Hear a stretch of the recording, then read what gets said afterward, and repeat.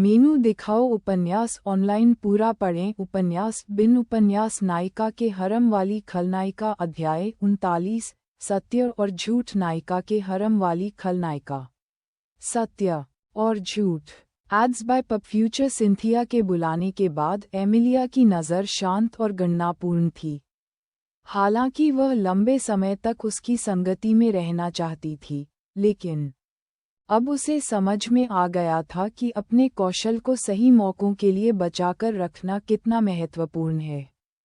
अब जबकि उसे इस बात की स्पष्ट समझ हो गई थी कि विश्व इच्छा क्या करने में सक्षम है, तो वह जानती थी कि अनुयायी आह्वान की उपयोगिता के बारे में उसके पिछले अनुमान सही नहीं थे।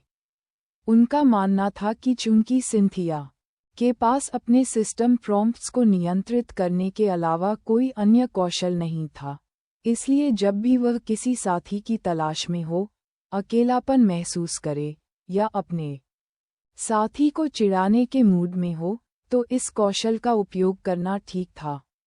लेकिन अब जब वह समझ गई कि दुनिया की इच्छा सिंथिया को नहीं पकड़ सकती, भले ही वह खुद को सार्वजनिक रूप से उजागर कर दे, तो अब ऐसा नहीं था। वह कई परिदृश्यों के बारे में सोच सकती थी जहां सिंथिया उपयोगी साबित हो सकती थी, अगर उसके पास मदद के लिए कोई वास्तविक शरीर हो, खासकर आपात स्थिति में।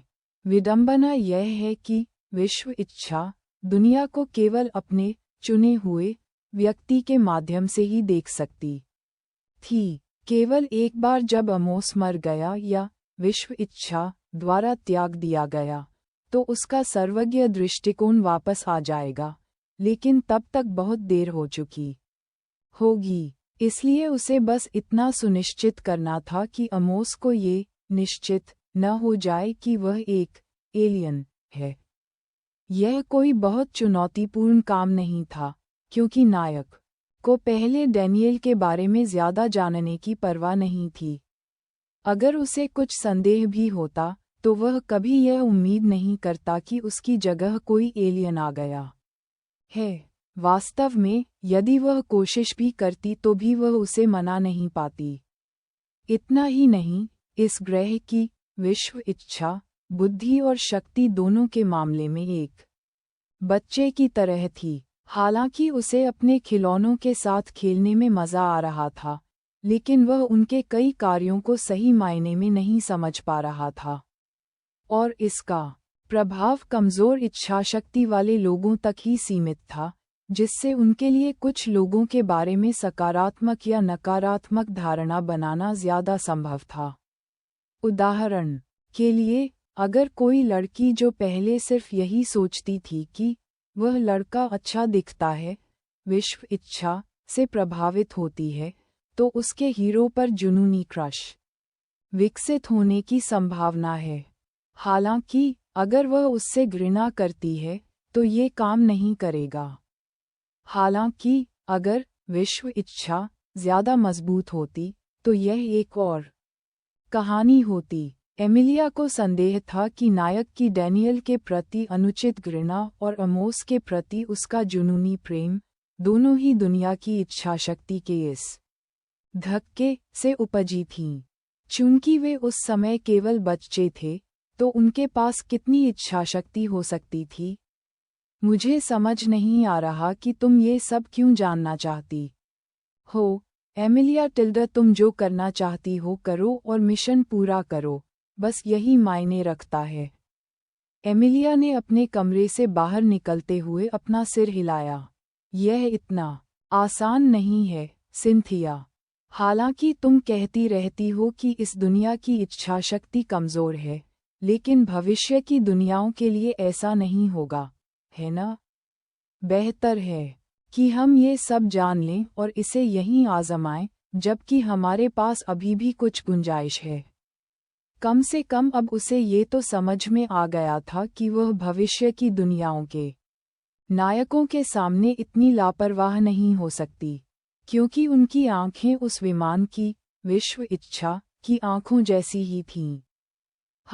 मुझे लगता है ये समझ में आता है।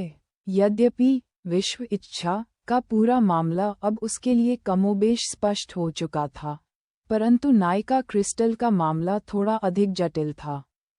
अगर मैं इसे सही ढंग से समझूं, तो अमोस दुनिया का पसंदीदा खिलौना है, जबकि क्रिस्टल इस दुनिया में सबसे बड़ी आत्मिक शक्ति के साथ स्वाभाविक रूप से पैदा हुई है। ना ads by PubFuture. Cynthia ने जवाब देने से पहले थोड़ा संकोच किया।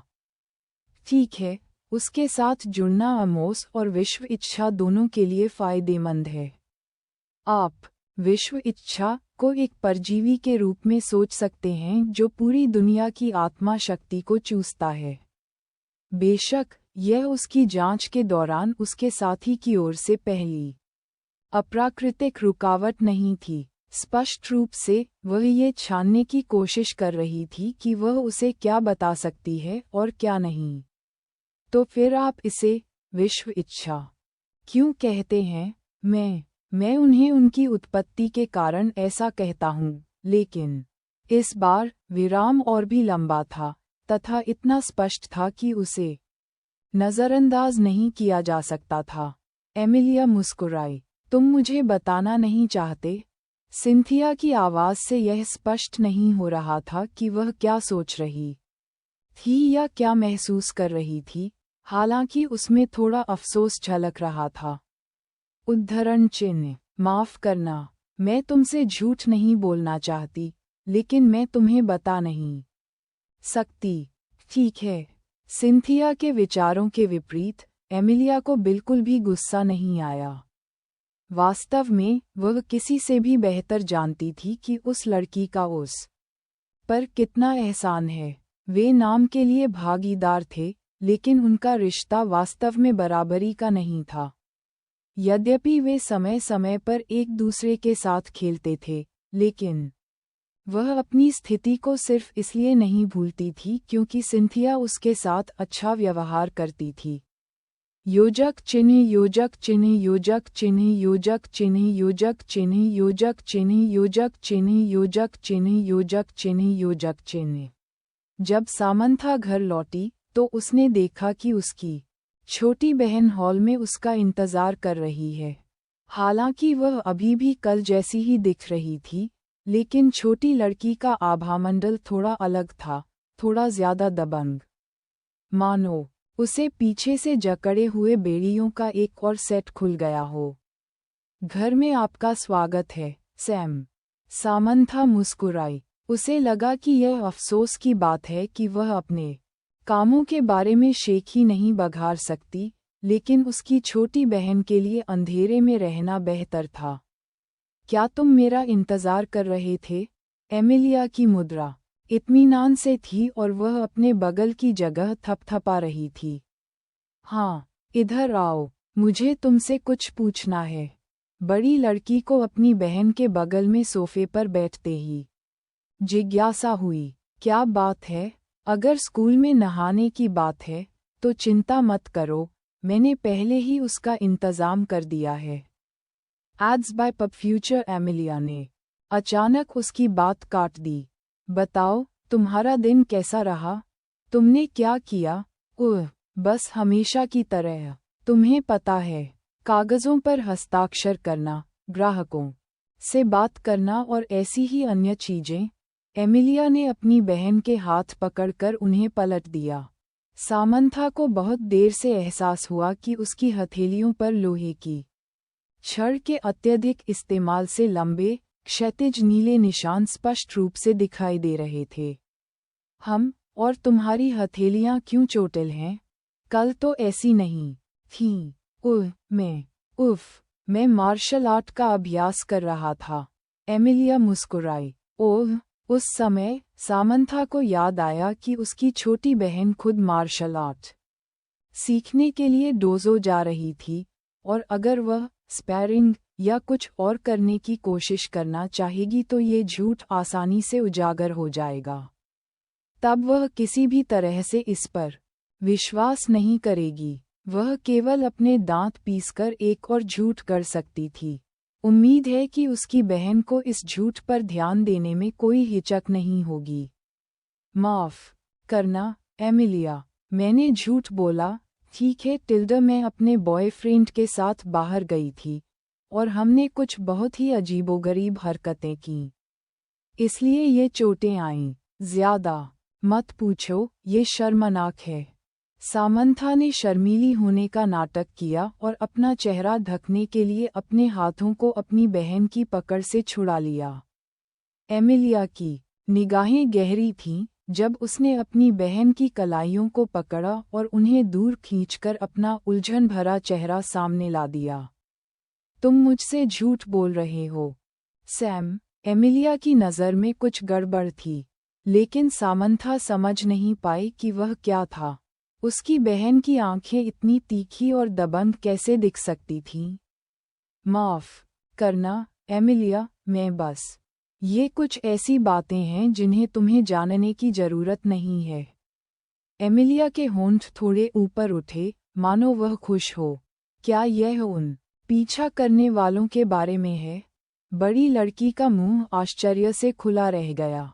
अगर उसे पहले से ही पता था तो खुद को इस तरह शर्मिंदा करने का क्या मतलब था?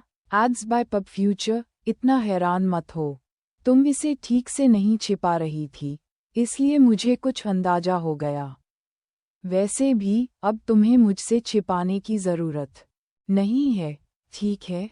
मुझे बताओ कि आखिर हुआ क्या था। अब जब वह इस तरह से घिर गई थी, तो सामंथा केवल एमिलिया के सामने ही मामले की सच्चाई कबूल कर सकती थी।